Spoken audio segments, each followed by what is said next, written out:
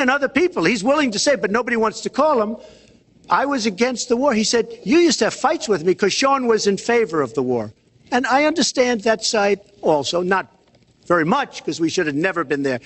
But nobody called Sean Hannity. And then they did an article in a major magazine shortly after the war started, I think in '04, but they did an article which had me totally against the war in Iraq. And one of your compatriots said, you know, whether it was before or right after, Trump was definitely, because if you read this article, there's no doubt. But if somebody, and I'll ask the press, if somebody would call up Sean Hannity, this was before the war started, he and I used to have arguments about the war. I said it's a terrible and a stupid thing. It's going to destabilize the Middle East, and that's exactly what it's done. It's been a disaster. My reference was to what you had said in 2002, and my question was, why is your judgment any different than Mrs. Clinton? Well, I have much better judgment than she does. There's no question about that. I also have a much better temperament than she has. You know, I have a much better. She spent, let me tell you, she spent hundreds of millions of dollars on an advertising. You know, they get Madison Avenue into a room, they put names. Oh, temperament, let's go after. I think my strongest asset, maybe by far, is my temperament. I have a winning temperament. I know how to win. She does not know how to win. Clinton. Wait, the AFL-CIO the other day, behind the blue screen, I don't know who you were talking to, Secretary Clinton, but you were totally out of control. I said, there's a person with a temperament that's got a problem. Secretary Clinton. Woo, okay. Let's talk about two important issues that were briefly mentioned by Donald. First, NATO. You know, NATO as a military alliance has something called Article 5, and basically it says this: an attack on one is an attack on all. And do you know the only time it's ever been invoked? After 9/11, when the 28 nations of NATO said that they would go to Afghanistan with us to fight terrorism, something that they still are doing by our side. With respect to Iran, when I became Secretary of State, Iran was weeks away from having enough nuclear material to form a bomb. They had mastered the nuclear fuel cycle under the Bush administration. They had built covert facilities. They had stocked them with centrifuges that were whirling away.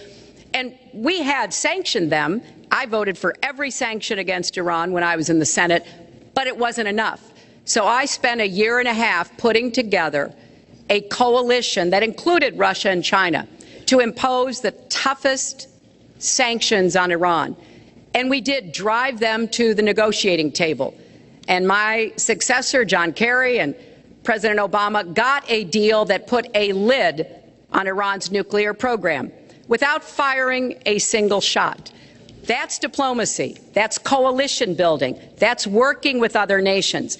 The other day, I saw Donald saying that there were some Iranian sailors on a ship in the waters off of Iran, and they were taunting American sailors who were on a nearby ship. He said, you know, if they taunted our sailors, I'd blow them out of the water and start another war. That's not good judgment. That is not the right temperament to be commander-in-chief, to be taunted. And the worst part of what we've heard Donald say has been about nuclear weapons. He has said repeatedly that he didn't care if other nations got nuclear weapons, Japan, South Korea, even Saudi Arabia. It has been the policy of the United States, Democrats and Republicans, to do everything we could to reduce the proliferation of nuclear weapons. He even said, well, you know, if there were a nuclear war in East Asia, well, you know, that's fine. You know, have a good time, folks. And in fact, his cavalier attitude about nuclear weapons is so deeply troubling. That is the #1 threat we face in the world, and it becomes particularly threatening if terrorists ever get their hands on any nuclear material. So a man who can be provoked by a tweet should not have his fingers anywhere near the nuclear codes, as far as I think anyone with any sense about this should be concerned. That line's getting a little bit old, I must say. Listen, it's a good one, though. I would like to, well describes the problem. It's not an accurate one at all. It's not an accurate one. So I just want to give a lot of things, and just to respond, I agree with her on one thing. The single greatest problem the world has is nuclear armament, nuclear weapons, not global warming like you think and your president thinks. Nuclear is the single greatest threat. Just to go down the list, we defend Japan, we defend Germany, we defend South Korea, we defend Saudi Arabia, we defend countries. They do not pay us what they should be paying us because we are providing tremendous service and we're losing a fortune. That's why we're losing. We lose on everything. I say, who makes these? We lose on everything. Well, I said that it's very possible that if they don't pay a fair share, because this isn't 40 years ago where we could do what we're doing. We can't defend Japan, a behemoth selling us cars by the million. We need to move on. Wait, but it's very important. All I said was they may have to defend themselves or they have to help us out. We're a country that owes $20 trillion. They have to help us out. As far as the nuclear is concerned, I agree. It is the single greatest threat that this country has. Which leads my next question as we enter our last segment here still on the subject of securing America. On nuclear weapons, President Obama reportedly considered changing the nation's longstanding policy on first use. Do you support the current policy? Mr. Trump, you have 2 minutes on that. Well, I have to say that, for what Secretary Clinton was saying about nuclear with Russia, she's very cavalier in the way she talks about various countries. But Russia's been expanding. They have a much newer capability than we do. We have not been updating from the new standpoint. I looked the other night, I was seeing B-52s. They're old enough that your father, your grandfather could be flying them. We are not keeping up with other countries. I would like everybody to end it, just get rid of it. But I would certainly not do first strike. I think that once the nuclear alternative happens, it's over. At the same time, we have to be prepared. I can't take anything off the table because you look at some of these countries. You look at North Korea. We're doing nothing there. China should solve that problem for us. China should go into North Korea. China is totally powerful as it relates to North Korea. And by the way, another one powerful is the worst deal I think I've ever seen negotiated that you started is the Iran deal. Iran is one of their biggest trading partners. Iran has power over North Korea. And when they made that horrible deal with Iran, they should have included the fact that they do something with respect to North Korea. And they should have done something with respect to Yemen and all these other places. And when asked to Secretary Kerry, why didn't you do that? Why didn't you add other things into the deal? One of the great giveaways of all time, including $400 million in cash. Nobody's ever seen that before. That turned out to be wrong. It was actually $1.7 billion in cash. Obviously, I guess, for the hostages, it certainly looks that way. So you say to yourself, why didn't they make the right deal? This is one of the worst deals ever made by any country in history.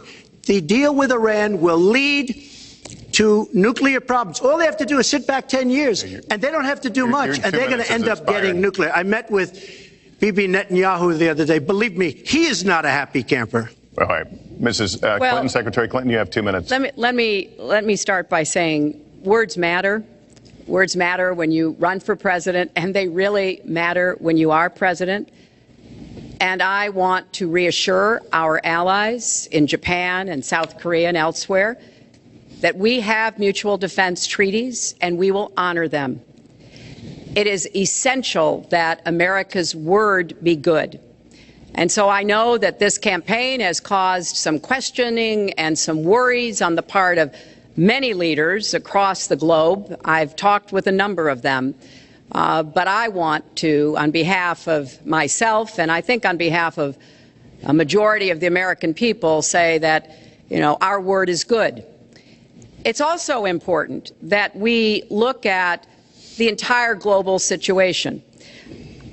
There's no doubt that we have other problems with Iran, but personally I'd rather deal with the other problems having put that lid on their nuclear program than still to be facing that.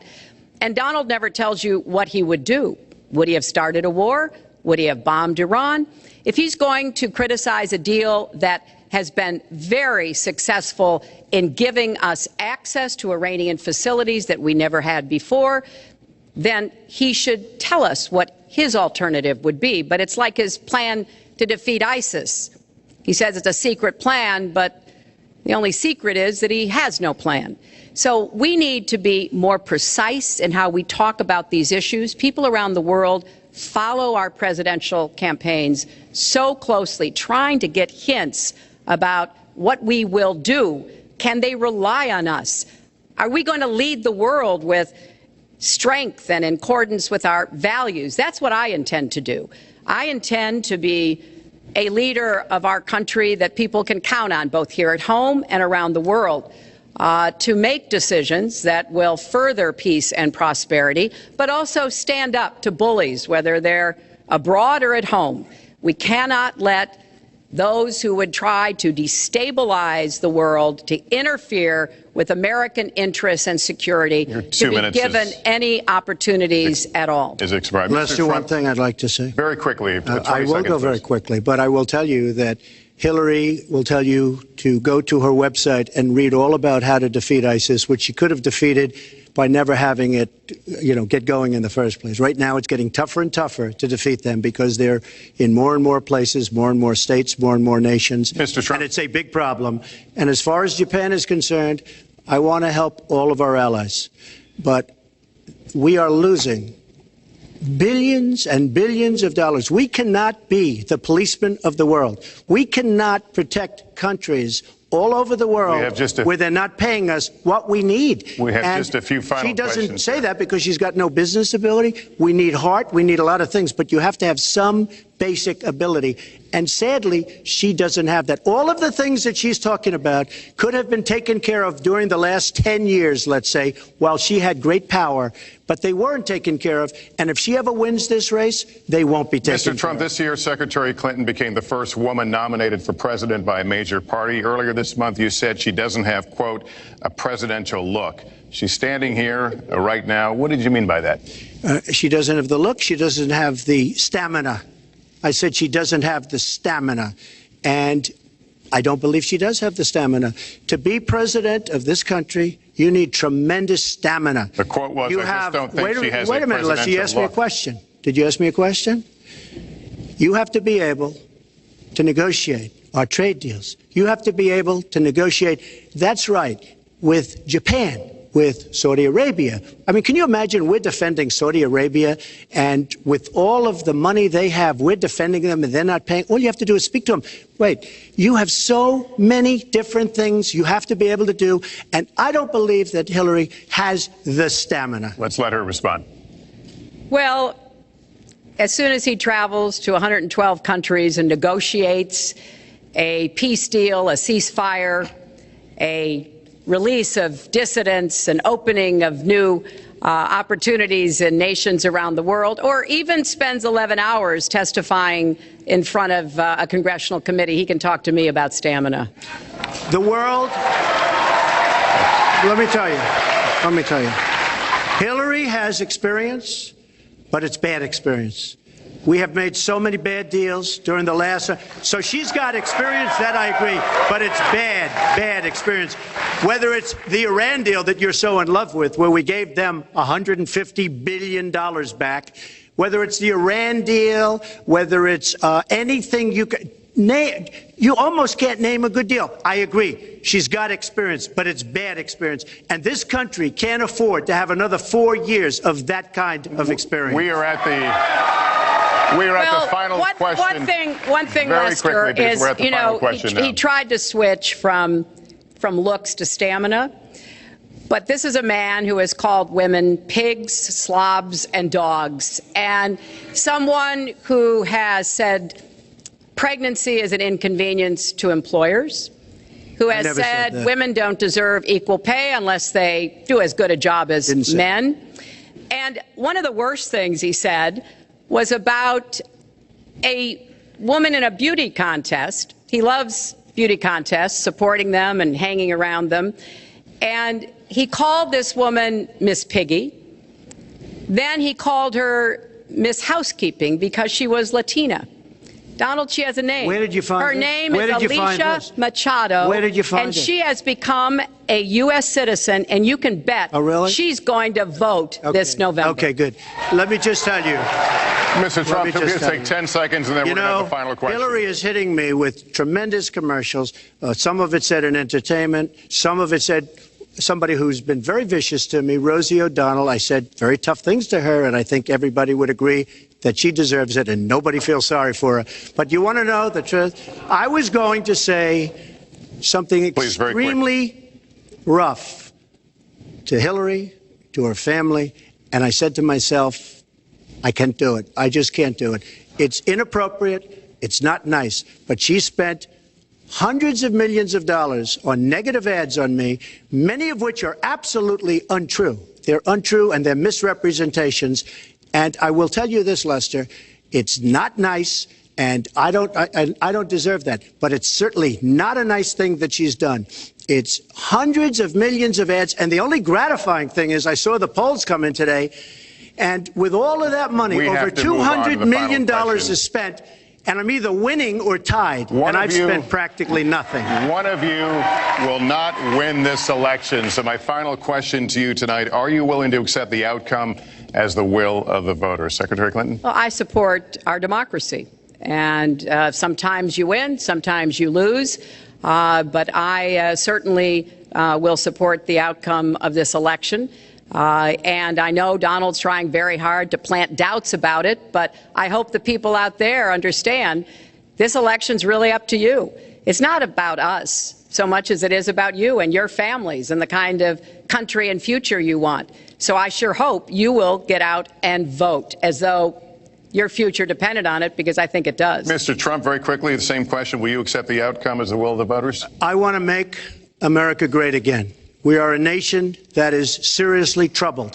We're losing our jobs. People are pouring into our country. The other day, we were deporting 800 people, and perhaps they passed the wrong button, they pressed the wrong button, or perhaps, worse than that, it was corruption. But these people that we were going to deport for good reason ended up becoming citizens. And it was 800, and now it turns out it might be 1,800, and they don't even know. Will you accept Look, the outcome here's of the the election? story. I want to make America great again. I'm going to be able to do it. I don't believe Hillary will. The answer is, if she wins, I will absolutely support her. All right. Well, that is going to do it for us. That concludes our debate for this evening, a spirited one. We covered a lot of ground, not everything, as I suspected we would.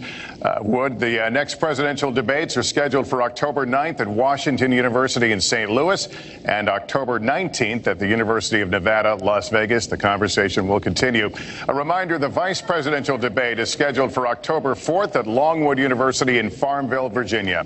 My thanks to Hillary Clinton and to Donald Trump and to Hofstra University for hosting us tonight. Good night, everyone.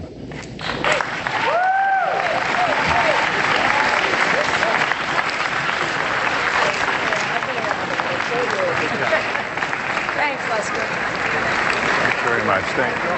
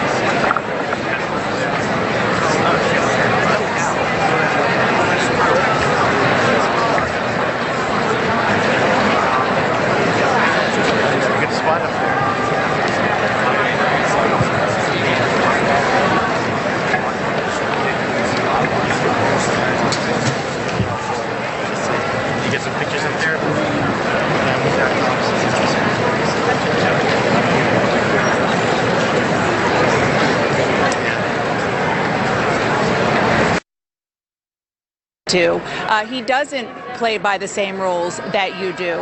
And of course, the birther issue, they feel that they really got him on without a real explanation for why he all of a sudden, after 5 years since the president has released his birth certificate, suddenly says, okay, fine, he was born in the United States. Didn't really give a real answer on that. So in the Hillary Clinton side, they really feel that she drove the conversation for a lot of this debate. And as Jake said, that Donald Trump was on the defensive. John King, were minds changed as a result of this debate? It depends who we're talking about. If you're a Trump supporter, you liked him making the case about jobs, making the case about trade deals, blaming Hillary Clinton and Barack Obama for things that got wrong in the economy.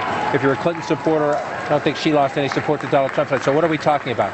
She has to win some people back from the Libertarian candidate and the Green Party candidate, especially millennials, and there is a swath of people who are undecided. I think on the birther issue, denying climate change and having a little contested about that. On the women's issues, to Jake's point, he took the bait on some of the issues the Clinton campaign believes will help them with independents and soft, moderate Republicans who they hope to pick up in the suburbs. As the debate wore on, at the beginning of the debate, I agree with Jake completely. Trump came in, wanted to make the case, she can't solve these problems. We need change. We don't need a career politician. We need somebody new. But as it went on, and she was using his own words against him, learning the lessons of all that videotape she watched. Preparation does matter in these things. She watched all the video of the Republican primary debates, knew when you quote his own words back to him, when you question his business acumen, it gets under his skin. To Trump's credit, he was not as scornful. He was not as animated in his insults and in his mocking of her and criticism of her, but he did take the bait on those attacks. He was strong at the beginning when he was talking about trade deals.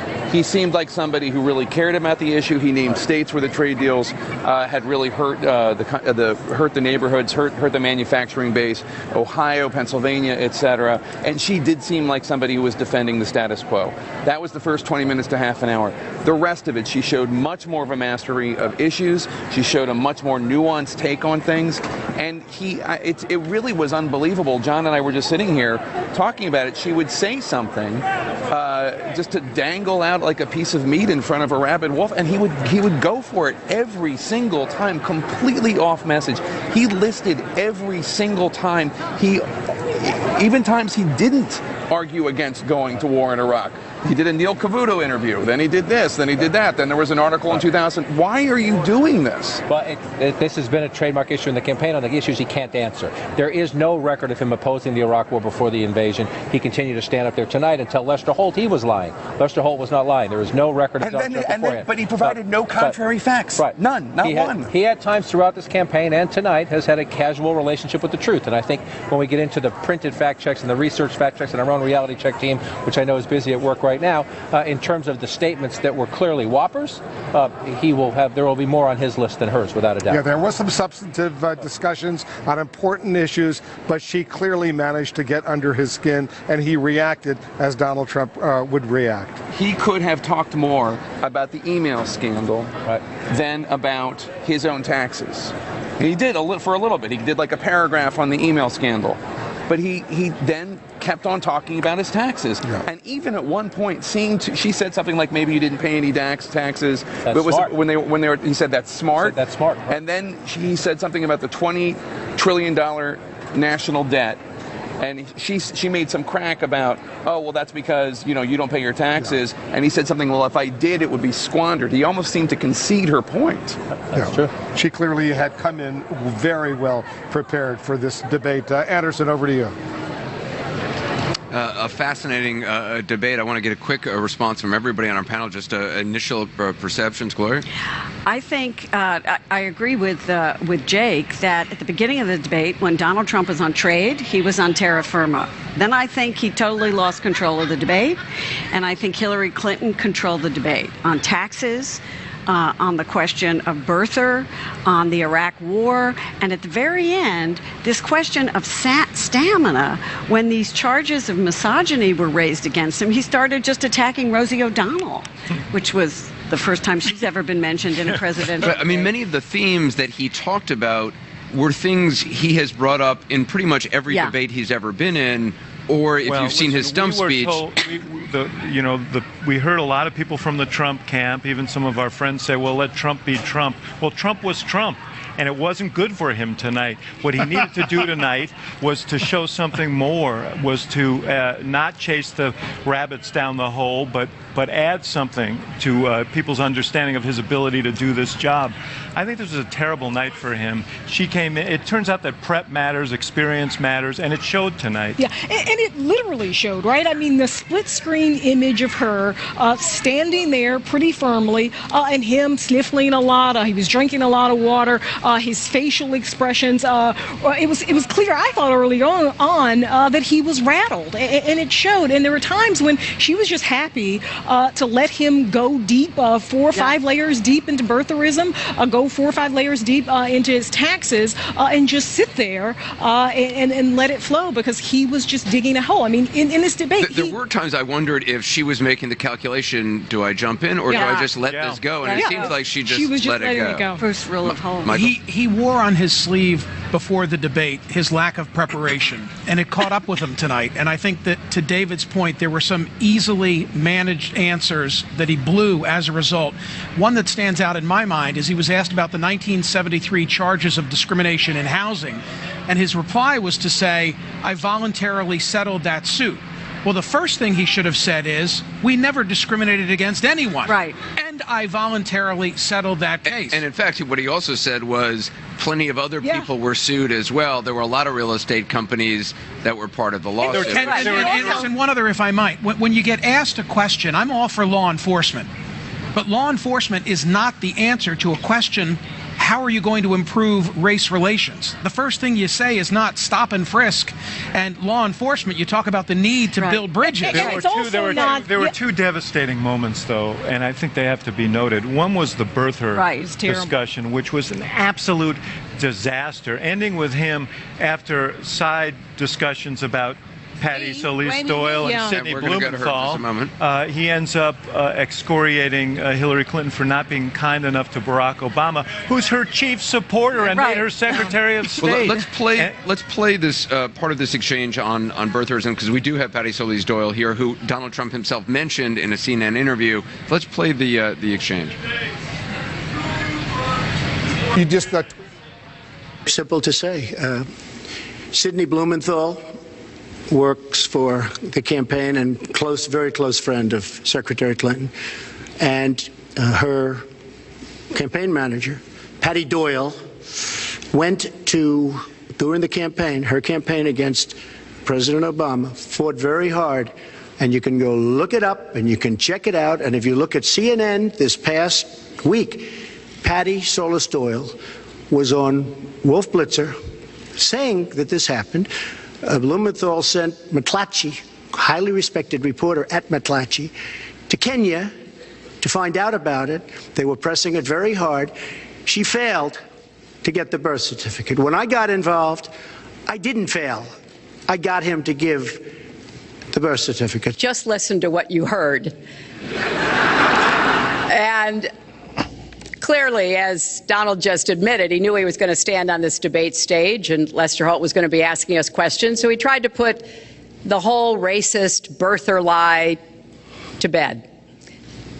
But it can't be dismissed that easily. He has really started his political activity based on this racist lie that our first black president was not an American citizen. I feel like Woody Allen and Annie Hall, where he's on the line and saying, well, I happen to have Marshall McLuhan right here. I happen to have Patty Solis Doyle right here. Yep. Is that what you said on CNN? No, it is absurd. It is absurd what Donald Trump just said. I never sent anyone to Kenya to look for his birth certificate. What you had said, because I just looked at the transcript, was that there was a staffer, you weren't sure if she was paid or not, perhaps a volunteer. Here's what happened. Okay. There was a volunteer in Iowa in late '07 who forwarded an email. Volunteer on the Clinton campaign. On the Clinton campaign, who forwarded an email about Obama's heritage, saying that he was a Muslim. We found out about it. I fired him. I called David Plouffe, not you, David, but David Plouffe, and apologized because that's David Plouffe not from the Obama campaign. Correct, his Obama's campaign manager, because we didn't want to run that kind of campaign. That's called shutting it down, ladies and gentlemen. That's not called trafficking in or promoting it or perpetuating it, that's called shutting it down. There was an allegation by someone from McClatchy that Sidney Blumenthal had kind of promoted this story to someone from McClatchy. McClatchy sent somebody. Sidney, it's my understanding, denied that. And Sidney never worked for our campaign. So, Van, what did you think of tonight? And then we'll go to the Trump supporters. Well, first of all, let's not get too excited. We have sat on many, many nights and said Donald Trump has destroyed himself. Donald Trump is done. And like Jason, he comes back again. So, but I will say this. The momentum was all in Donald Trump's direction. And I think Hillary Clinton inarguably stopped the momentum tonight. And I think that you said earlier, Nia, you nailed it, that there need to be some go-get-em girl moments. I got to jump in. Dana Bash, let's there was some go-get-em girl moments. Dana? And my question for you is, first of all, it sounds like you admitted that you hadn't paid federal taxes and that was smart. Is that what you meant to say? No, I didn't say that at all. I mean, if they say I didn't, I mean, it doesn't matter. I will say this. I hate the way our government spends our taxes because they are wasting our money. They don't know what they're doing. They're running it so poorly. Whether it's spent in Iraq or wherever they're spending it, they are wasting our money. So I do hate the way our government spends our money. Patty Solis Doyle just said on CNN that she didn't actually say what you said that she said, that she didn't fire. Because I got to see that on Wolf Blitzer. But in terms of just, she was explaining what happened because she was there. And she said that what she fired a volunteer for was in trafficking, in saying that he was a Muslim, not about birtherism. So why don't you do this? Why don't you see the reporter from McClatchy? Why don't you speak to Sidney Blumenthal, because he's never going to tell you the truth. But why don't you also just take a quick look at what she actually said to Wolf Blitzer? Did you take the bait? Did you take Hillary Clinton's bait? That was a moment. Well, I was very proud of the fact that I was able to get him to put up his birth certificate, and Hillary Clinton failed because she can't bring it home. I mean, she just can't bring it home. And she'll fail with jobs, and she'll fail all the way along the line. And I think we proved that tonight. She failed with getting him to do it. I got him to do it, so I'm very proud of her. But what changed, sir? You never answered that question. Say it. Will you accept the outcome of the election? Oh, yes, absolutely. Mr. Trump, you apologize. All right, that was a live look at Donald Trump. I happen to have the tape of Marshall McLuhan here, so let's play what Patty Solis Doyle originally said on Wolf Blitzer. You just tweeted a couple of tweets. Let me put them up on the screen. Hillary Clinton or her 08 campaign did not start birther movement, period. I was there. And then another tweet. I fired the rogue, and I called David Plouffe to apologize for said rogue. So what does that mean? You fired the rogue. Someone in the campaign, someone who was supporting Hillary Clinton, was trying to promote this so-called birther issue. What happened? Well, so the campaign nor Hillary did not start the birther movement, period, end of the story there. There was a volunteer coordinator, I believe, in late 2007, I think in December, one of our volunteer coordinators in one of the counties in Iowa. I don't recall whether they were an actual paid staffer, but they did forward an email that promoted the conspiracy. The birther conspiracy? Hillary made the decision immediately to let that person go. We let that person go. And it was so, beyond the pale, Wolf, and, so not worthy of the kind of campaign that certainly Hillary wanted to run, or that we as a staff wanted to run, that I called David Plouffe, who was obviously managing Barack Obama's campaign in 2007, to apologize and basically say that this was not coming from us. It was a rogue volunteer coordinator, and this was not the kind of campaign we wanted to run. And David very graciously accepted my apology. So that's the what Donald Trump was originally referring to. Anything more on this? Because he brought up Sidney Blumenthal. Your response to that is? Sidney never worked for us, and Sidney, But he is very close to Secretary Clinton and was part of the foundation. Yes. But he never worked for our campaign. But his larger point is this. The idea of President Obama somehow being an other originated with Hillary Clinton's campaign. In fact, It was called the sleaziest moment of the campaign by a New York Times columnist when Hillary Clinton went on air and said Barack Obama is not a Muslim as far as I know. When Hillary Clinton's campaign circulated a picture of Barack Obama in native headdress, it was called by Barack Obama dirty trick. So this idea that it started with the campaign is true. Kaylee, and I agree with Donald Trump when he said let's move on and talk about ISIS and talk about jobs because it does a disservice to the American people to linger on He wants this. to continue to talk about He it. doesn't. David, again, I feel like I have to bear personal witness to this. I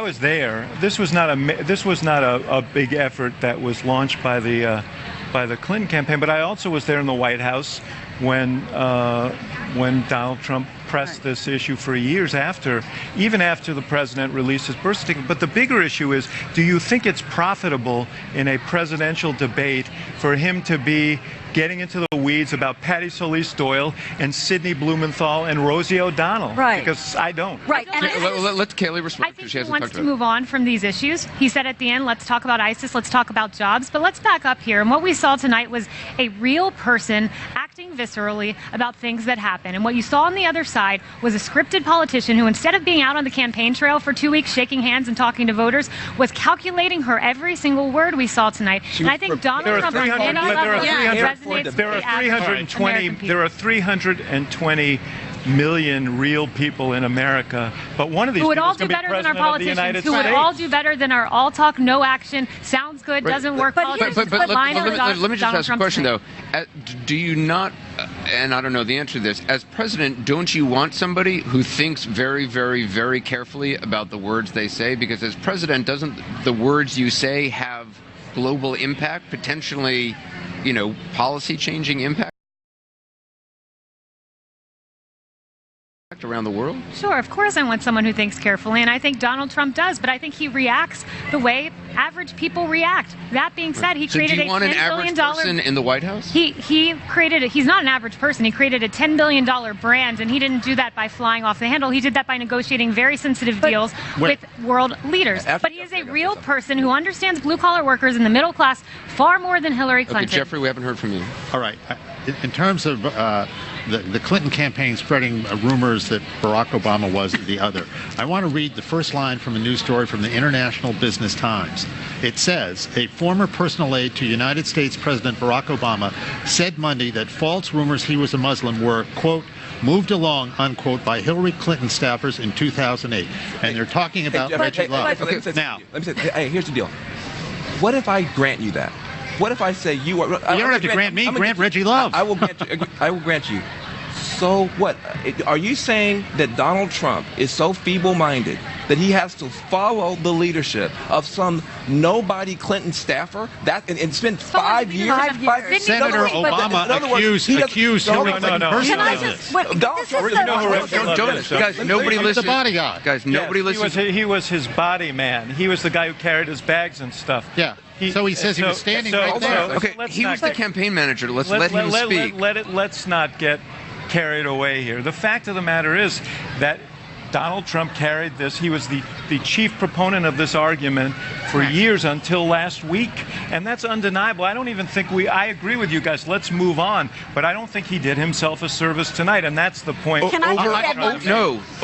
I just think it was very exciting overall, Dana. I thought the outset was great. You walk on, you don't know exactly what to expect. Based on all of the online polls, we did tremendously well. We haven't had a real poll yet.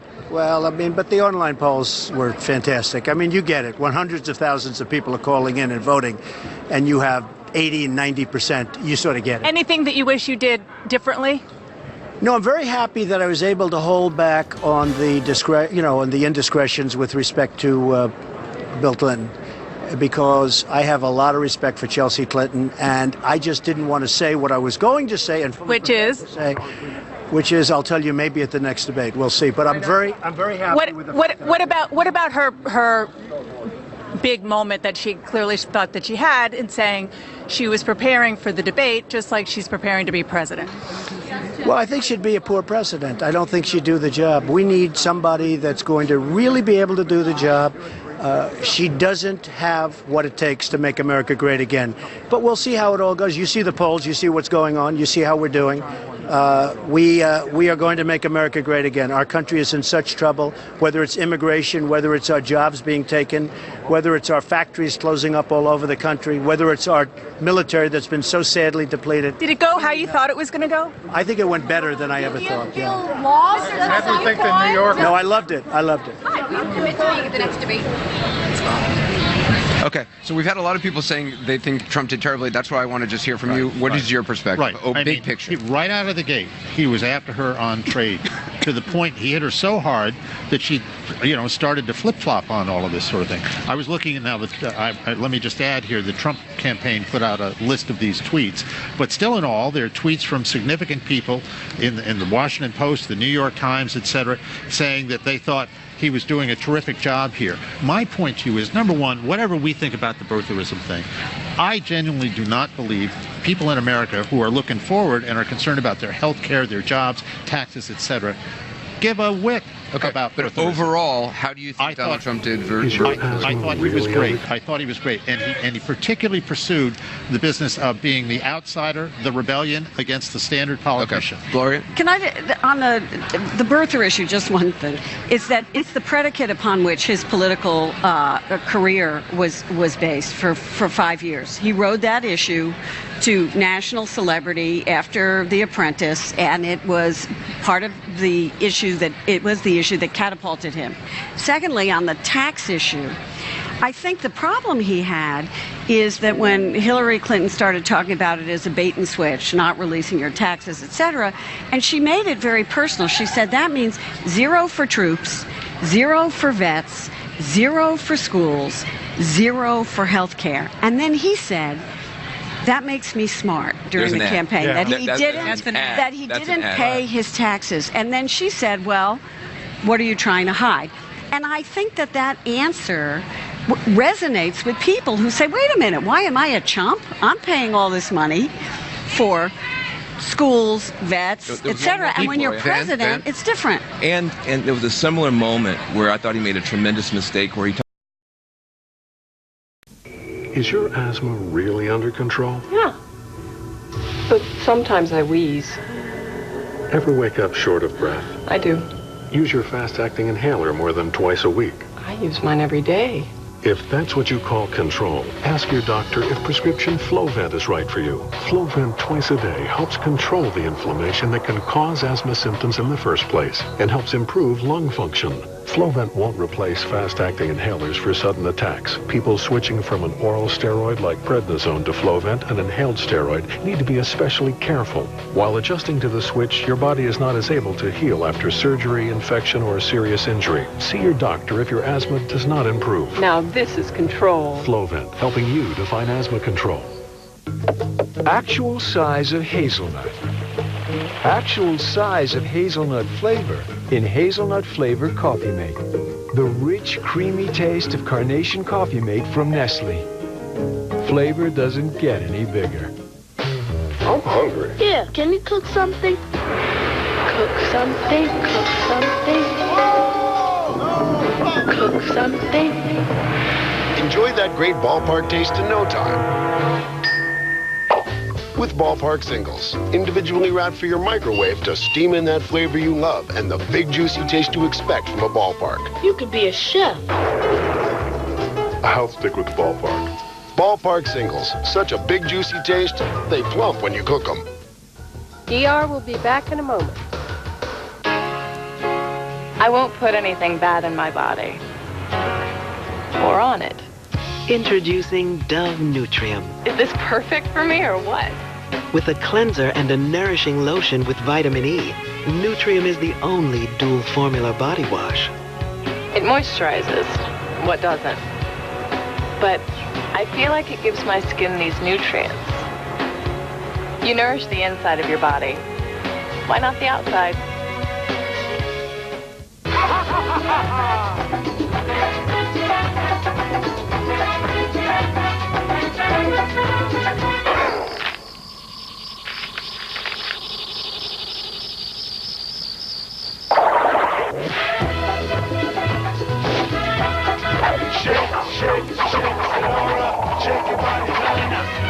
Shake, Senora, shake it all the time. Okay, I believe you.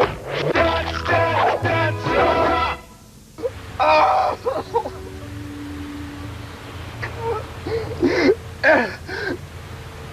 Hello, little man. Oh, the horror! The horror! Well, most people are happy about new toaster muffins from Eggo. Warm and muffiny on the inside, crispy on the outside, and shaped to fit in your toaster. It's the muffin you'll never want to let go. New toaster muffins from Eggo. I'm the muffin man! Oh, the horror of it all!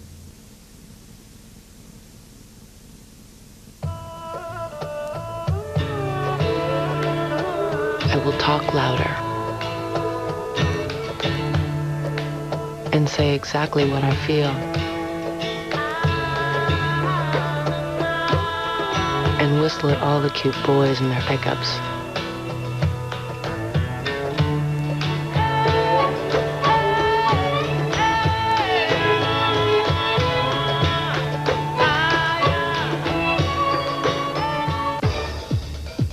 Worry lines?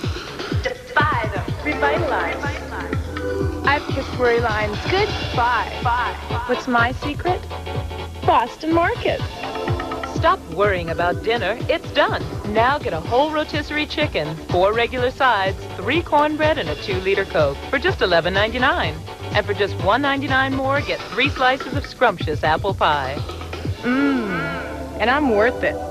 Boston Market. Dinner, it's done. Discover Daewoo Value world-class quality automobiles. Daewoo cars are designed to be safe, durable, dependable, and affordably priced. Indulge in the luxury of the Leganza, our fully equipped mid-size sedan. Hop into a Lanos, stylish and designed for fun, or get ready for adventure in the sporty and practical Nubira. All our cars are covered by a 3-year, 36,000-mile warranty, which even covers scheduled maintenance like oil changes and brakes. We're the Cleveland Akron Daewoo Auto Centers, changing the way America thinks about buying cars. If you're a working parent, you know that providing for your family is hardly fun and games. No matter how hard you work, your paycheck never seems to go far enough.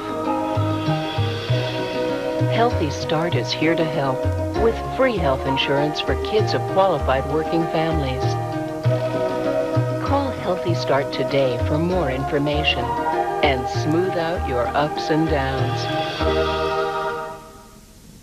Big time, big taste. It's a big time, the big taste at McDonald's. Mighty Wings are back at McDonald's. They're big, they're meaty, and they'll fire up your taste buds with our Louisiana hot sauce. Order the 5 or 10-piece Mighty Wings today. It's a big time, the big taste at McDonald's.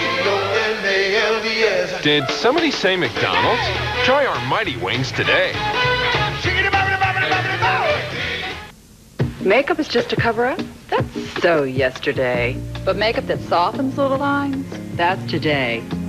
That's Visible Lift by L'Oreal. The magic is Pro Retinol A in a makeup. So as it really covers those little laugh lines, it really helps them disappear. Visible Lift by L'Oreal. So now when I put on my makeup, the years don't come back. Now that's a visible lift. I can see it, I can feel it, and I'm worth it. Hey, Baxter, what's for lunch? Chicken noodle. Been eating it since I was a kid. I used to eat condensed soup, too. And then I learned my ABCs. Newsflash, Baxter. You're an adult now. There's a better tasting soup. Progresso chicken noodle with only white meat chicken, big vegetables, and just the right seasonings. See what I mean? Much better. Told you. Now, want to talk about that lunchbox? Discover the better taste of Progresso.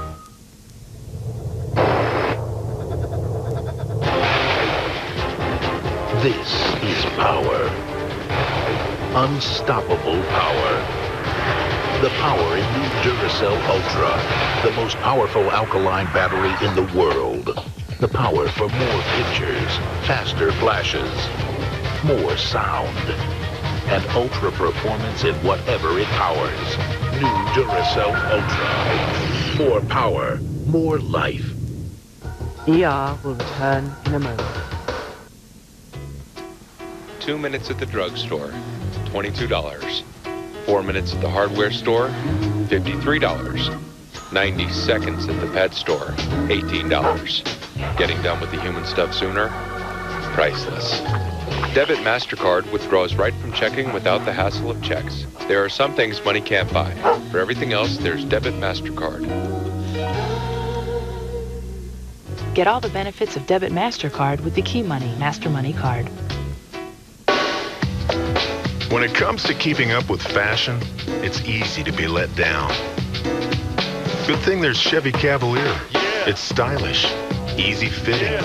Plus, Cavalier's the lowest priced car with air and anti-lock brakes standard.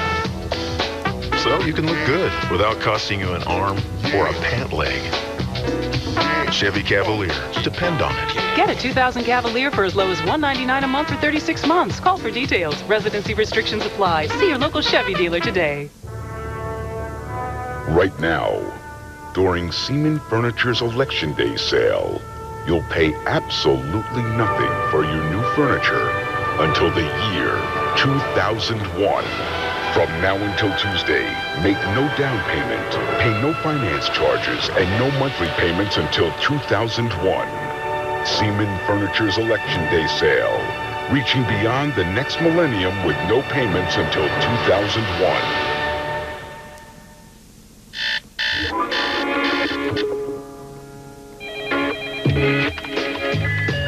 This is your new business. This is your new car.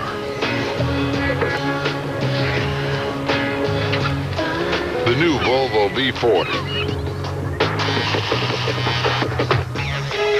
Now get back to work. Every bit of Volvo for about $24,000.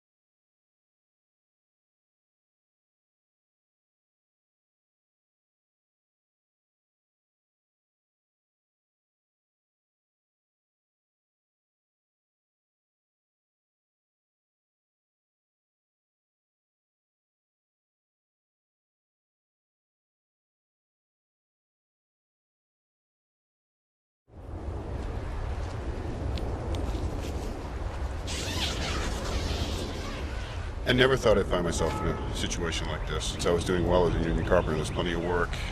I had a car, and then the economy just seemed to let go. I was making about 50 grand a year up in the Detroit area in the auto industry.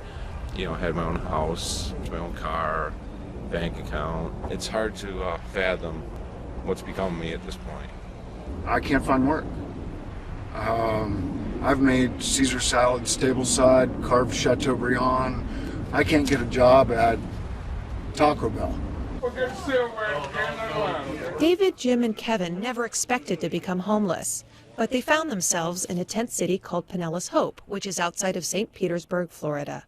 Unlike longtime street residents who often suffer from mental illness or substance abuse, many of these newly homeless people have the economy to blame. We're getting more and more single moms with babies. We're seeing families where there were 2 workers losing their jobs. I do think the population is changing. We're trying to assist those that are most in need and most ready to move on. We were having folks just putting up tents just on the sidewalk of our city streets. We'd rather have it in a contained area where there is structure, there is somebody to watch over, there is help out here, than just having individuals, you know, at whim put tents up. It's not so bad right now, but I can only imagine in the summertime when in Florida, when it gets into the 90s and 100s, trying to sleep in a tent at night with the heat and the bugs and the mosquitoes and the snakes and the armadillos and the raccoons. You know, I would never imagine myself sleeping in a tent, not even 8 months ago. Catholic Charities wants to build a similar camp in neighboring Hillsborough County to address a major homeless problem there. Neighbors are fighting the proposal, saying it will infringe on their peaceful, family-friendly lifestyle. We moved here about 3.5 years ago when my wife's 3 grandchildren, now my grandchildren, came to live with us, and we felt like this neighborhood would be ideal for them to grow up in. They can ride their bikes, obviously we can water ski and tube. I'm just worried that some of these drug addicts and people with mental illness will filter into our neighborhood and jeopardize that. I think what this program's primary purpose is basically a holding station or a dumping ground, and is not designed to provide services. Oh, you throw it on. Here we go. Run out of money? Yeah, I got Gonna become homeless over there? Yeah. It seems to follow you, so I can't believe. This isn't a place where you just come and relax and have a camp. It does look like a KOA camp, and it does look like you could relax and just rest here, but that's not what it's about. It's about getting on with your life and getting out of here. Residents find ways to cope with the boredom that comes from being homeless and unemployed. But Catholic Charities provides computers and resume advice, encouraging residents not to lose hope as they struggle to find work. I have my resume online. I go door to door. I make phone calls. And literally I have not received one phone call, not one email. And I thought with my experience and with my degree, wouldn't be as difficult as it is to find work. Because at this point, I'm willing to do anything. What can you do? You can just keep trying and trying every day. That's really all you can do. There's no real cure for this. It's just, it is what it is. I'm just waiting for that phone to ring, you know. Hey, could you come back in, and we'd love to talk to you.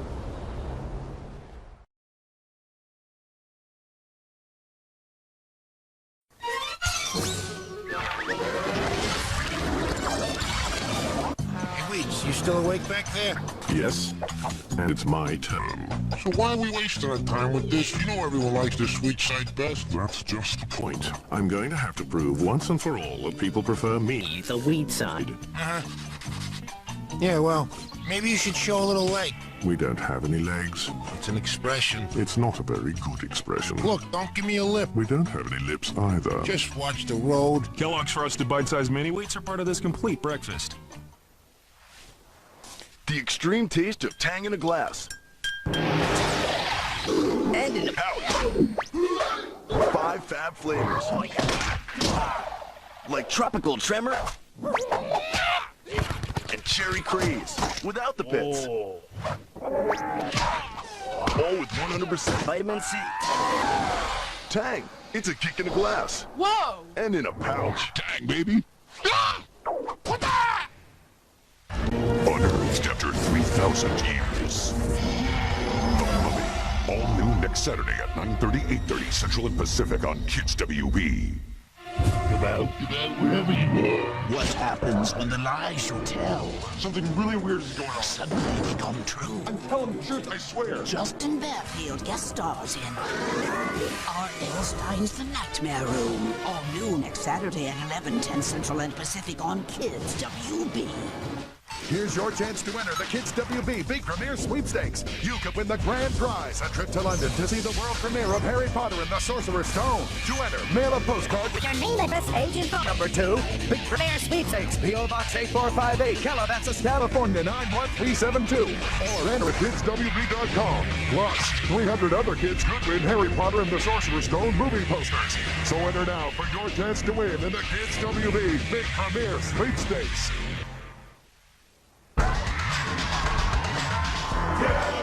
Those guys are a hit, and if kids are giving them tricks, if I join the band, I might get some. I'll conquer fruity flavors of tricks. Lemon yellow, grapey grape, raspberry red. What a delicious fruity mix. What? It's the rabbit! Silly rabbit, tricks of a kid. Colorful fruity tricks is part of a good breakfast. They'll always be a hit with me. They come out at night. They strike without warning. Oh no! But now, it's your turn to get even. Rabbit's arms! I got mine! Electronic stretch screamers. They scream when you scratch them and come back for more. And when you squeeze their heads.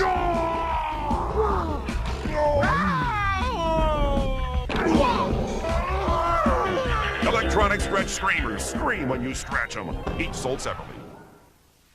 The Kids WB Big Premiere now continues with Yu-Gi-Oh!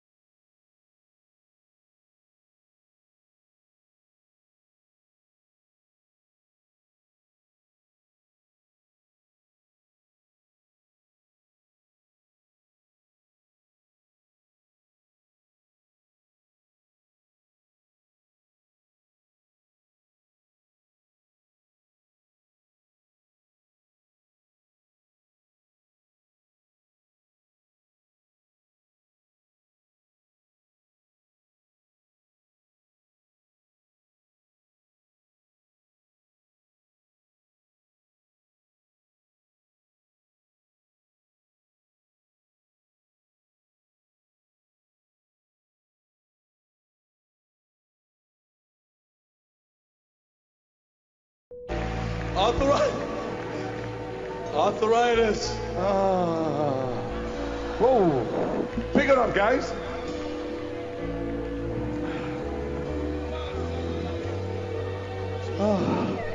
What? She said, don't do that. Don't do that. Pick her up, gentlemen. She said, don't do that. Come here, Jim. Make me feel I can't stand. Huh? When you do that, I can't stand. I make you feel like what? When you do that, I can't stand. Good. Good. That's the power of the Holy Ghost.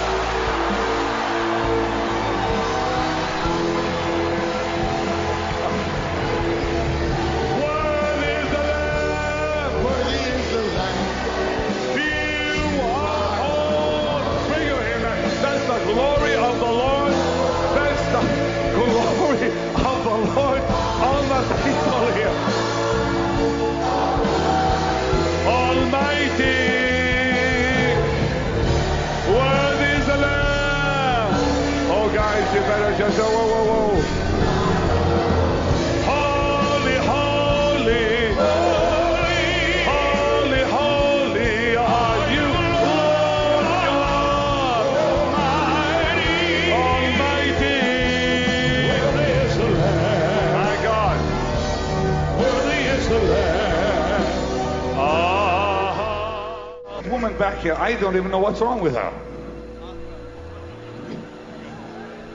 What was wrong with you?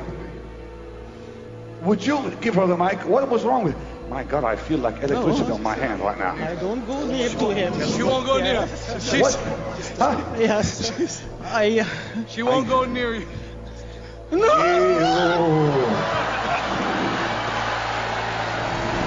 Toss that vegan pamphlet, boy. I'm getting fucking all chubbed up here.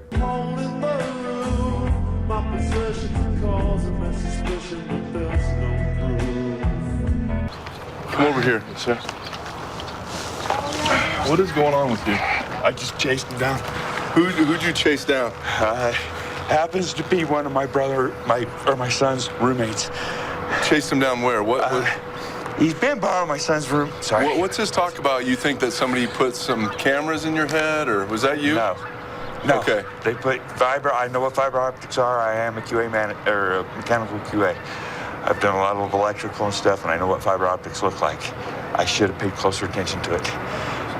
Okay. And I felt this drilling, this vibration in my floor. I felt that for the last couple weeks. I'm gonna ask you straight. Have you used any meth today? Because you really are exhibiting a lot of signs that you're under the influence. I ran all the way down and all the way back. You're shaking like a paint mixer at Ace Hardware. I'm so mad. This is my son involved too, I believe. Where's your shoes? In the house. Okay. You were just chasing somebody without shoes on? Yes, sir. All the way a mile from here? Yes, sir. Why did you strap on with your gun to go after? I'm used to carry my firearm. This mystery. It's a mystery person, and you're chasing him with a gun. I wouldn't even pull it. I just wanted to get some plate numbers and stuff, and they're all like high, like this. Okay, so you're gonna go get plate numbers with a firearm on your side. I carry it all the time. When was the last time you used alcohol, or marijuana, or meth, or bath salts? Salt. Earlier Salts? today. You had some salts? Yes, sir. Okay. What sucked is my son's going to let me on. I've only been on for 2 weeks. I would never do them again. In your right mind, the best you can come up with right now, do you really think this is happening, or think this is an effect from the salts? I haven't done enough salts to have that type of an effect. Let me tell you what, this stuff is affecting you. And I will be honest with you. I'll stop. I give you my word as a Marine, as a man. I'm telling you right now, the stuff that you think is going on is all fabricated up here. That's what salts do. This is the reality of it. I'm not going to disagree with you, sir. But if it's happening, I can show you where they were drilling them in back by the pool. We just had a call from another citizen that said you were frantically running down the road, throwing your hands in the air, and you had your firearm on you, and they were concerned for what was going on. Letting them know what was going on. Letting who know? Huh? Letting who know? The neighborhood. About what? The drilling of the basalt. Or not the basalt, sorry, of the fiber optics. Okay, that they're putting fiber optic lines into this house? They're right here. You can see one right now. Yes, sir. Well, I might have to look a little closer. But yes, sir, I could probably find them right here in this driveway. Mailboxes, I can find them on my trucks. Point one out to me, because I'm not seeing what you're seeing. See how they're crushed in? I know that some of them look like different. So point with your finger. Okay. So that's it? It could be, or a stem. That could be a fiber optic or a seed. A fiber optic seed? No, a fiber optic line. And I've even got... Yeah, I'm aware of what they are. Yes, sir. So very aware. But how does this... How does that even resemble a fiber optic line? I just touch it. Hey, Wayne. I mean, some of them are biodegradable, too. Or maybe biodegradable stuff. Hey, he's admitted he's on salts. It's a trip. Yeah. I give you my word as a Marine. What do you think all your former Marine buddies would think right now if they saw you in this condition? I'd be so embarrassed. I couldn't live with myself. Okay, then with that in itself, isn't that time to get clean? Yes, sir. And I can do what I'm on. I give you my word. Have you used up all the salts you had? No, sir. You haven't used them all up? No, sir. How much do you have left? Right here in my pocket. Black little baggie. Okay. Let me ask you this. When did you use these salts? All day today and last. How are you taking them? You just smoking them? On what, foil or Foil, pipe? yes, sir. Foil? So that's the foil in there? Where'd you get them from? My son. Your son. Put your hands in the back. Small your back. Sure. Spread your feet wide for me. John, the stuff you pointed out here on the sidewalk isn't even fiber optic lines. That's what it looks like. They can make the fiber optic into any size, diameter they want, in some shapes. You tell me that this isn't a problem. You've been doing this for 14 days straight, and I'm 100% certain that you're not chasing anybody. You're chasing ghosts. Just my luck, a dud. Say, there must be some way to get that thing off. Hey, why don't you saw it off? Get his head in here. Yeah. Well, we haven't got all day. Nell's going to get hitched to that rat black if we don't get there in time. Thanks. You dummy, you. We got to get going. I'll get my secret weapon.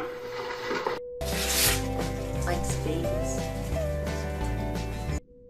Hi, Billy Mays here for the Big City Slider Station. The fast and easy way to press and cook delicious sliders. Those restaurant mini burgers everyone loves. No more squishing and squashing or flipping and flopping. With the Slider Station, just scoop, press, and cook right on your stove. The unique design cooks both sides at once, so you never have to flip them. And in just 2 minutes, you'll have 5 mouth-watering sliders. Use dinner rolls, potato rolls, any bun. You can double or triple stack them and watch your family attack them. Top with pickles, onions, ketchup or cheese, Big City sliders are sure to please. The double-sided non-stick surface is so slick, not even burnt-on cheese will stick. Whether it's ground beef, chuck or sirloin, just scoop, press, and cook. No flipping and no hassle. Make healthy turkey, chicken, and veggie burgers with ease. And join the craze with me, Billy Mays. You could also cook them on a bed of onions for that classic diner taste. Or use the Slider Station as the ultimate burger press to load the grill in no time. And watch this. On a busy school morning, 5 perfect egg sandwiches in an instant. Moms, you're gonna love it. And when you're done, cleanup's a breeze. We'll also include the Slider Station recipe guide, loaded with my favorite creations like the barbecue bacon cheddar and the original Billy Burger free. The Big City Slider Station, the fast and easy way to press and cook delicious sliders. Those restaurant mini burgers everyone loves.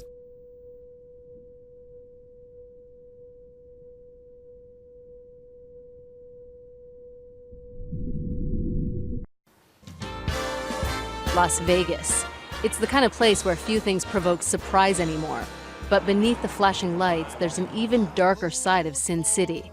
We're about to descend into a secret world, a city beneath a city.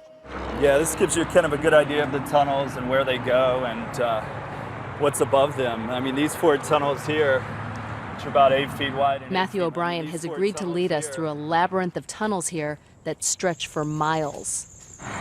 Goes under New York, goes under MGM Grand, one of the biggest hotels in the world. Goes about 2.5 miles total to the Hard Rock, and it opens up at that point. But so there's a whole world essentially existing beneath the Las Vegas Strip. Exactly. Yeah, there's hundreds of people who live in these underground flood channels. What's up, Iron? How you doing, man?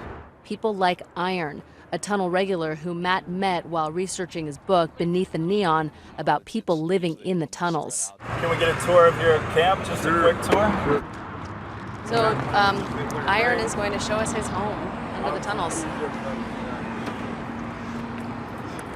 Ain't much. That's it right there. That's just basically a blanket and some pillows right now because everything I had got washed away. So this is where you live? Yeah. Right here. This is my little, kind of like a little wall.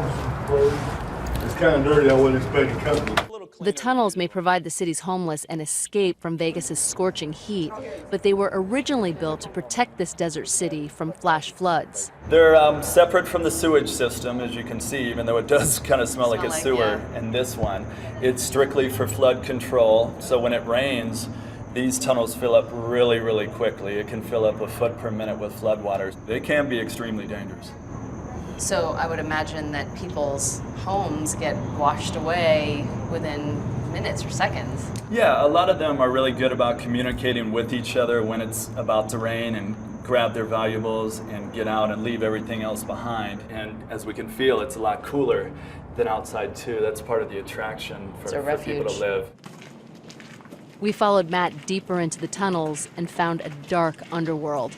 Yeah, I've been exploring these tunnels for more than 7 years. You still have a bit of anxiety going into the tunnels because you never know what to expect and you never know what's waiting in the dark. By the way, the only reason we can see right now is because of our flashlights and the light from the camera, because otherwise it's pitch black in here. By now, we're about a half a mile into a tunnel that runs just beneath Caesar's Palace, a major landmark on the Strip. It's eerily quiet, even though thousands of people are on the street above us. This is kind of a garbage area and a bathroom. You can see the stains on the wall and the tissue on the ground and stuff. So we'll go through here and go up this side tunnel and see if anyone's around. Wow, this is wild. It's not long before someone hears us. Steve, oh good. What's going on? It's about to come find you. So we'll follow you, Steve out. Okay. Yeah. Steve, you're not using a flashlight. You can navigate pretty well in here. Yeah, well, I've been down here for a while, so I can actually navigate without a light pretty much. Steve can see in the dark, almost. Steve leads us to the home he shares with his fiancée, Catherine. Still wet down here. Yeah. Man. This is amazing. Hi, how are you? Hi, I'm Lisa. Can we come in? They've worked hard to make it as homey as possible. This is our shower. Pretty clever. Yeah. Works just fine. With a little privacy, just put the curtain up. Steve says that, like most tunnel dwellers, drugs landed him here, but Catherine threatened to leave him if he didn't quit. We fell in love and, we want to get out of here. Yeah, that's always our main goal. We don't want to live like this forever.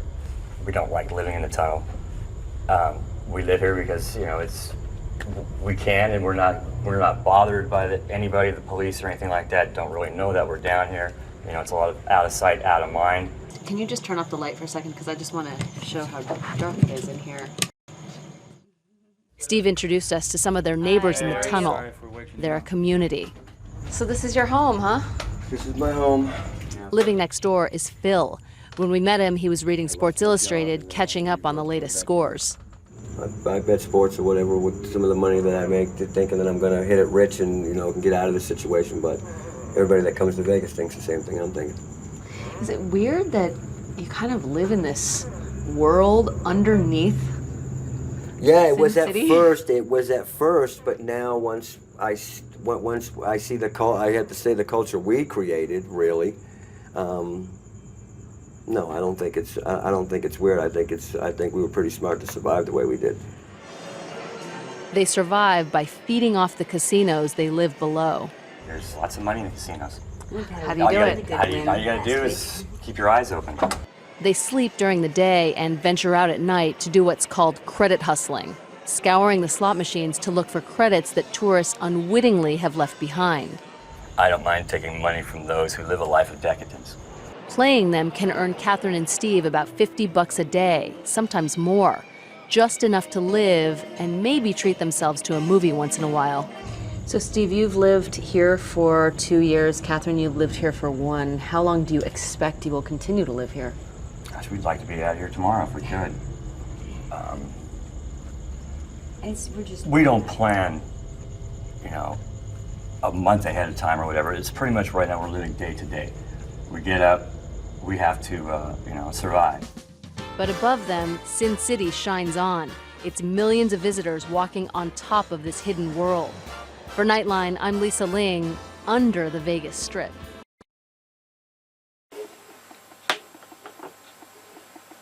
Hello. I shop at Dollar General on occasion. There's one product I go in there to buy. This particular product. It's the only store that carries it. The 11th day of November 2010, I went into this Dollar General store. This is the receipt. And I had a problem. The medications aisle's about 10 feet from the front door. And I'm in there, I'm looking for this product because it's sold out quite often. And I'm standing in there looking, I finally found it, and I walk from that aisle over to the register. While I'm standing in line at the register, I start having ill feelings, heart palpitations, dizziness, disorientation. And this has happened before in the store. It's happened several times. I've contacted the corporate offices about it, about being harassed by people in the store. And I reach around here, and I start rubbing my neck, and it's greasy. There's no reason for that. Something was sprayed on my neck while I was shopping in the store. The store don't care. The employees have distasteful expressions. The store that I normally shop in, I see the actual store manager causing me these problems. Visual expressions, nervousness. There's a whole list of things that I've observed from these employees of Dollar General stores.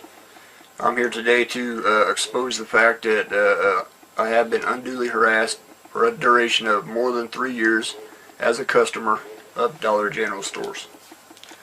From this point forward, I plan to do a video blog each and every time this happens. My receipt says I was in the store on the 11th of November 2010 at 5 p.m.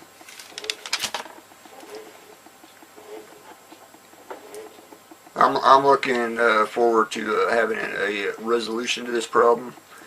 I'm hoping that corporate gets the message that I won't put up with any form of harassment by their employees.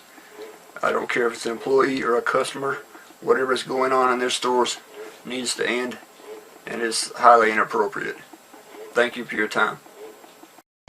Okay, hi everyone. I made a video before about electronic harassment and a thing that you can do if you think you're a victim of it, to like go and get yourself, you know, scanned, etc., or get an ELF reader detector and check yourself. Well, I got a lot of replies and people were asking me, you know, where should I get this EMF reader and what one's the best and all this stuff. And obviously, like, I don't actually know, but I've been looking into it, guys, and I wanted to give you like a really cheap and easy alternative to detect electronic harassment, okay? And like, I found, and like what I did, I spoke to a lot of YouTubers and, you know, a lot of people on blogs and stuff about you know, electronic harassment and something that you could do to detect it and whatever. And I got in contact with really good, you know, a guy who knows all about electrics, and he basically said to me, right, you can go and get like a little AM FM radio, like a handheld radio like this, like a little AM. They're like £1. You can get them in like a £1 store, guys. I mean, they're the old school AM FM radios, and I had one luckily on top of my wardrobe, you know, and I found it, and basically it works. So I thought this is a brilliant way and a really cheap and easy way to detect electronic harassment. And at first I thought, you know, same way you're probably thinking, a radio, how are you going to do that? But I'm going to show you a few examples, guys. So okay, this is how, right, you would check it first. So what you would do, you would put it onto AM, okay, not FM, because there's more channels on FM. So you turn it onto an AM station, and you would find like a blank station like this. Okay, so you've just got that buzzing sound like that. Okay, then you would go over to electrical items such as, I'll show you, the computer. Okay, taking it away, no sound, put it there. So that is picking up the electronic wave, guys. Okay, so I'm going to show you something really intriguing here. This is a TV remote control, and when I put the radio there, you know, I get a little signal, but nothing much. That might be the computer. But when I hold down a button, watch what happens. Take my finger off the button, nothing. Hold down the button. You see, it's picking up the frequency, the radio. It's letting me know that. So if you think you're a victim of direct energy weapons like the TV, hear the sound? Just an old AM radio. It cost $1, you know, like £1, guys. You can probably get them for 20p now. But basically, yeah, and then when the TV's not on, nothing. But when I turn the TV on, oops, you hear the sound?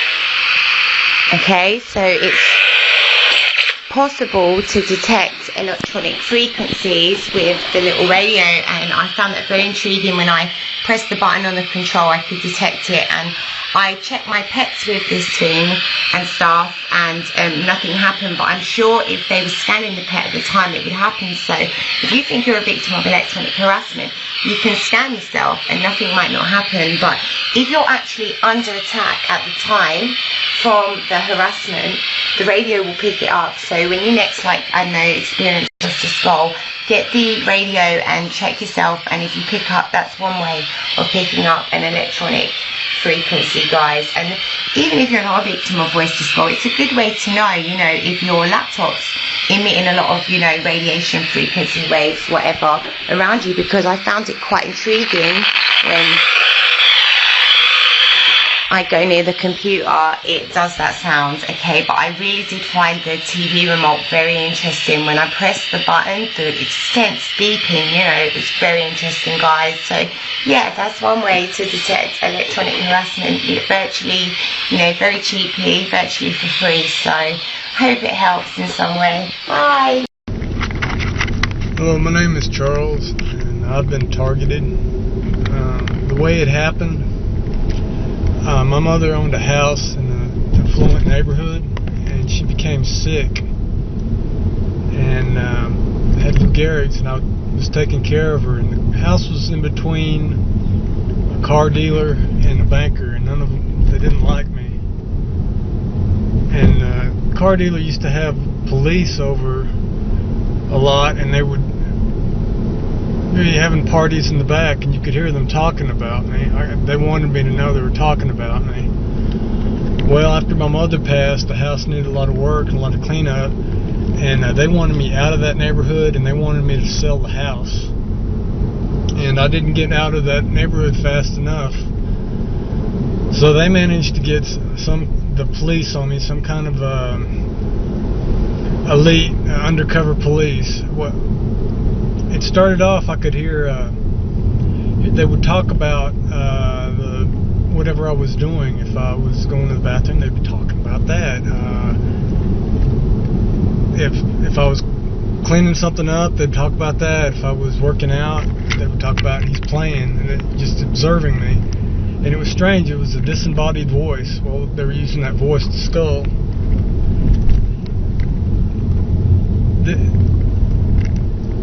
in October, it became aggressive where they started driving souped up vehicles, where loud carbs where you could hear them driving around. They started harassing me, cussing me, threatening me, sicking dogs. You could hear dogs barking, get him, sick him. That's when I started having problems. Every time I would go out, I would always have these, I call them fake stings, where I'm sitting in a parking lot and there would be 6, 7, 8 police that would be slamming undercover, slamming car doors, trunk doors, acting like stuff is being, I guess, passed and whatnot, and just sounds of like glassware, stuff like that. And this would happen when I was living with my brother at the time. I'd take him to the grocery store and they would do all this, and these were fake stings. Stuff like people coming up to me that I don't know. Are you okay? Do you need money? Trying to give me money, and no, I don't need money. Holding it wadded up in their hands, and then wanting to shake my hand. God bless you. And then after that, 3 or 4 more people walking by me, imitating the way I walk. Carrying stuff, like if I'd been vacuuming that day, they would carry vacuum cleaners. If I'd been using, say, caulk or sealing, they would hold that just to let me know that's what they're doing. And I guess maybe to get me to look at them while they're videotaping this thing. And that's supposed to be some type of passing stuff, I guess, or their little sting. So that was in October of 2011, and they have been harassing me non-stop for over 1.5 years. Everywhere I go, they follow me 24/7. Everywhere I go, and it's not 1, it's not 2, it's not 3, it's like a team of 8, and they've got people that do nothing but drive on the road. You cruise around 24/7 while they have two or three of them to monitor me and watch everything I do with that infrared thermal radar technology, where they can see you in the bathroom, they can see whatever you're doing, and they use the voice of skull to harass me constantly. And they're setting me up for narcotics. Well, I've had drug tests. I've been through psychiatrists, psychologists. No one who knows me believes me because I'm straight. I don't mess with that stuff and I have nothing on my record. But they're setting me up for it, and all kinds of other stuff. And it's completely relentless. And the reason I'm making this, you need to know the kind of technology they have, number 1. And number 2, they go after people who are innocent. They just target them. And the type of personality that does this, they enjoy sadistic cruelty. They love to abuse their power. They love to set people up who are innocent. And at the end of this deal,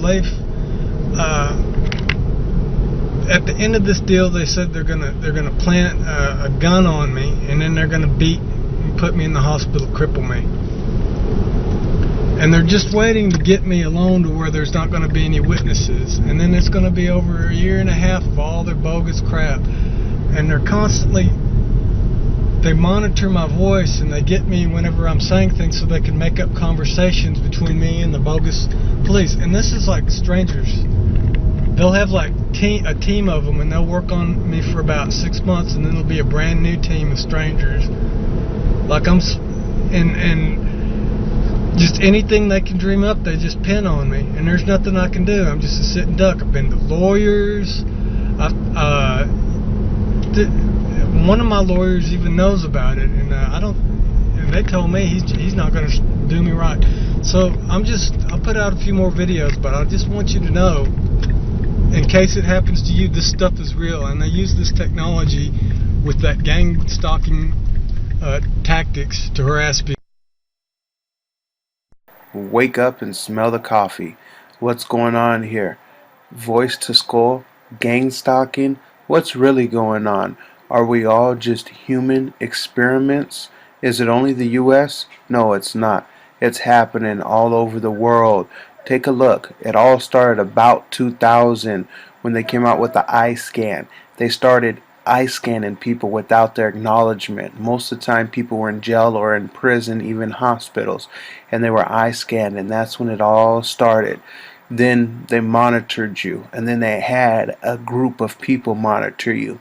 So they did have your house, your home, your car, your friends, your family's houses all under surveillance. I'm talking about pinhole cameras in your walls, in devices, TVs, mirrors, microwaves, you name it, they probably put it there. And for what? You know, it was probably because you said something or protested something. You can't be just a normal mushy head. They don't want mushy heads. They want people that they consider radicals, that they consider that go against the grain, so to speak. The eye scan can not only monitor your heart rate, they can also read your brain waves. They can also hear what you hear and what you say. They can also see exactly what you see. So not only can they know what you're thinking, but even thinking of what, they can also see exactly what you see through your eye. Wow, sounds crazy, right? Check this out. See if it's even crazier. They also know what you're going to do 2.3 seconds before you do it. Does that sound crazy or what? Yeah. So to anybody that considers herself to be a TI or whatever, that has been electronically harassed or voice to skull, stop drinking, stop smoking weed, stop doing dope, and protect yourself. Because there's two things that they want to do with you. You're not just a human experiment, but there's two things that they want to do. They either going to set you up so you be locked up in prison, so that way they continue all the experiments they want on you, or if you know too much, then they plan on putting a green light on your life, which means they're going to have you killed. And if they have you killed, they're going to make it look like road rage, like home invasion. They'll make it look like an accident, like what they tried to do with me.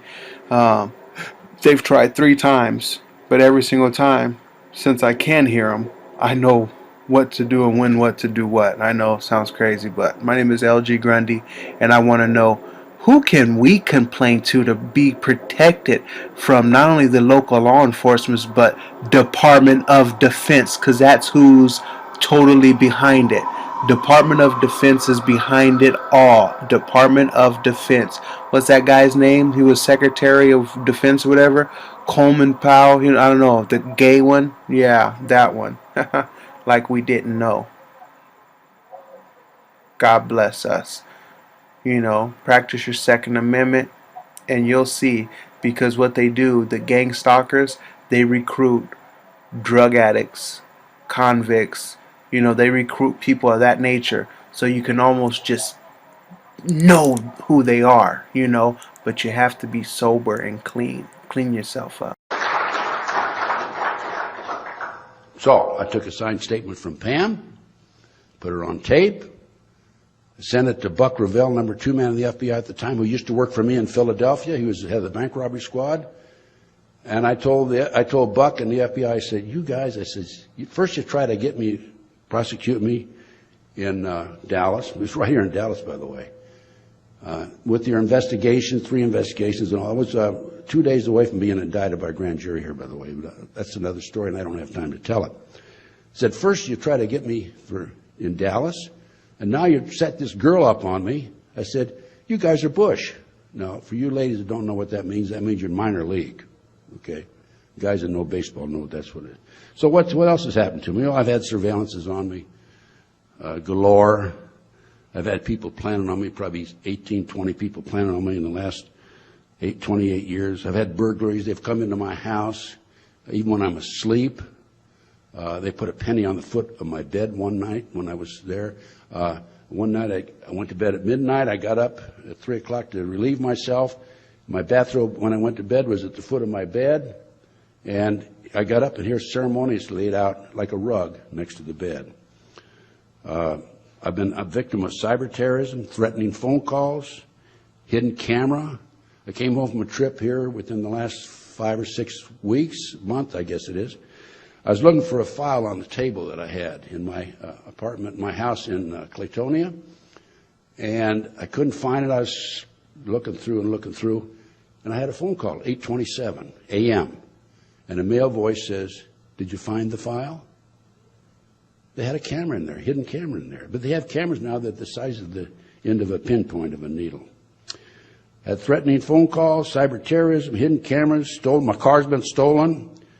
I've had gang stalking on me, lug nuts removed. I've had flat tires. My window's been shot out twice. Both times I was standing near the window. I have had TV surveillance of me. They can monitor you through the cable television, by the way, even if it's off. I've had threatening letters, and most recently, I've been the victim of a disinformation program by a guy named Stu Webb and other individuals. And Stu Webb has actually put out word that I was kicked out of the FBI for practicing satanic ceremonies in the federal building. Okay, and you know what? After that disinformation came out, my speaking tours came down to nothing, really. I was doing a lot of lectures before that. And we have enough idiots out there that believe this off the internet, because it's on the internet, that it really affected my opportunity to get the word out. But this is what they had in mind. It's called a disinformation program. And then the most recent thing, and I will close in just a minute. I have 1 minute left, but I was late starting, right? I wasn't? I was, yeah. I was? Okay, well, I won't argue with you. Huh? Go for it. Okay, all right. There's no argument then. Thank you, sir. Thank you, sir. But the latest thing to me is I moved a year ago last May, a year ago last May, from Las Vegas, Nevada. I had a condominium there. I had next door was somebody I never saw, and across the hall was an individual who was a security guard. And I'm sitting at my desk, and I can't think. I don't know what's happening. I can't read. I can't do it. I realized that something's happening to me. A friend of mine came in about 11:30 at night, said, "You're sick, call the paramedic." Paramedics came, took my blood pressure to get to the hospital. I had blood pressure of 242 over 119. And so I knew that there was a serious problem. I had blood tests, and I had arsenic and cyanide in me. I was being poisoned, and I knew this. Within 2 weeks, I left Las Vegas, called John DeCamp in Claytonia, Nebraska, and I said, "John, I'm getting out of here." He said, "Come on back. I've got a place for you to stay." And I now live in Claytonia, Nebraska, about 2 blocks from John DeCamp. Anyway, I was being poisoned. And there's other stories about the poison. They've tried to poison me when I'm driving down the street. They have a device that you put in the back of a car, and they pump the poison out, and you're behind it, and you can't, they block you in. Car in the front, car beside you, car behind you. But it hadn't worked because I've caught on to it. But anyway, I was being poisoned in Las Vegas in my condo, and I was able to overcome that. As soon as I moved, I just loaded up on vitamins and what have you. Okay, I was asked a few moments ago before I came on board, the reason for the terrorist movement, by the way. The reason for the terrorist movement is they create these terrorist acts. The government does this covert operation in order to establish the Homeland Security and in order to write the Patriot Act, take away our constitutional rights and civil liberties. There are prison camps that have already been set up. There are railroad cars, 3-tier railroad cars, and I've seen them personally, that have shackles in them. I didn't see the shackles, I saw the car. And there are big plans for the next terrorist attack, I think, to pick up a bunch of us. There's a red, blue, and green list and haul us off to these concentration camps. So, okay, now, thank you very much. I want to urge all of you, is there hope for our country? There's hope if we can elect Ron Paul. Okay, we need to get Ron Paul elected. Good morning, everybody. My name is Timothy Trespass, and I'm a targeted individual. It is the day after Christmas here in America. Petra's better today. She's okay, I guess. They've really been attacking her horribly with the Voice 2K constantly. Arrest her! Arrest her today. Arrest them tomorrow. Arrest them in housing court. Send them to housing court. Arrest them in the hospital. We're gonna get them. We're gonna arrest them. I mean, I don't know what else they say to her, but that's basically what she reports. It's like this long loop of excuse me, people talking back and forth to one another. I've witnessed the same thing. They did this with me earlier on. Not on Voice to Skull, but I was at somebody's house who invited me over, who was a perp I didn't know, and they had set up some kind of radiation treatment device on the deck, on the porch, and blocked it with all these clothes and piles. And the only reason I knew it was there is because it melted my stylus in my hand as I was using it. But that's another story. Yeah, I was there, and I'm watching. I'm standing in the other room, and I'm watching from the doorway. He hadn't seen me yet. At least I thought he hadn't seen me. And he has this big screen TV in his room, and there's 4 faces on the screen, like Hollywood squares, you know, like in these boxes. And they were avatar drawings, you know, animated GIF or whatever of these monsters, you know, like just monsters, you know, monsters. And the monsters were talking to each other and talking to my friend, and they were saying, one would say, let him stay, and the other would say, throw him out. And the other would say, let him stay, throw him out. And this went on for a couple minutes. That was pretty much all their conversation was. Let him stay, throw him out. And then my stylus melted, so I left. And he called me back. He's like, please come back. I don't want to think of you out in the cold. I'm like, yeah, thanks, buddy. I don't know what they were trying to do. Just cook me some more, whether they were trying to help or hurt. I have no freaking idea, because nobody tells you. Anyway, this thing, this back and forth, this, you're a good boy, you're a bad boy. Love you, I hate you. Come with me, don't come. You know, let them stay, let them go. Arrest them, don't arrest them. Let them be. All of this shit is the same psychology as an abusive parent who beats their child randomly, so that the child has no idea what the parent's mood will bring to the child. Like, the parent is happy, will I get hit? The parent is angry, will I get hit? You know, like, after you beat your child long enough and indiscriminately enough, they give up trying to figure it out. They just accept